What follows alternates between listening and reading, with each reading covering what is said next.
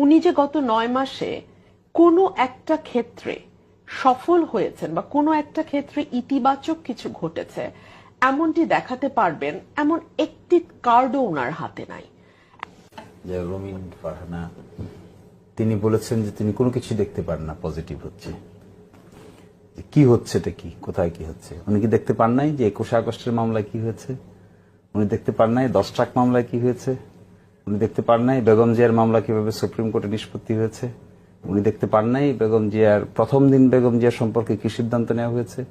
উনি দেখতে পাচ্ছেন না বেগম জিয়া বিদেশি চিকিৎসা নিতে যাচ্ছেন আসতেছেন? কি কারণে হয়েছে এগুলা? Who did this? উনি দেখতে পাচ্ছেন না এদেশের রিজার্ভে কি হয়েছে? উনি তাও দেখতে পাচ্ছেন না যে বিদেশে যে পাচারকৃত সম্পদ জব্দ হচ্ছে? উনি এটাও দেখতে পাচ্ছেন না যে বাংলাদেশের সিলেটে সরাসরি ওখান থেকে এখন রপ্তানি হচ্ছে, সরাসরি সিলেট থেকে রপ্তানি হচ্ছে, চিটাগাং থেকে শুরু হতে যাচ্ছে। এবং এই যে ইনস্টিটিউশনাল রিফর্ম কমিশনগুলো রিপোর্ট আসছে, ঐকমত্যের আলোচনা হচ্ছে, সকল দল সেখানে যাচ্ছে।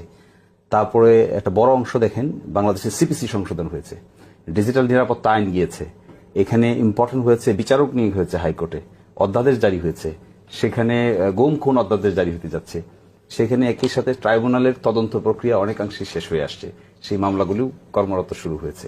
তাহলে এগুলোকে যদি আমরা কাজ মনে না করি, ওয়ার্ক মনে না করি, তাহলে ওয়ার্কটা কি হবে?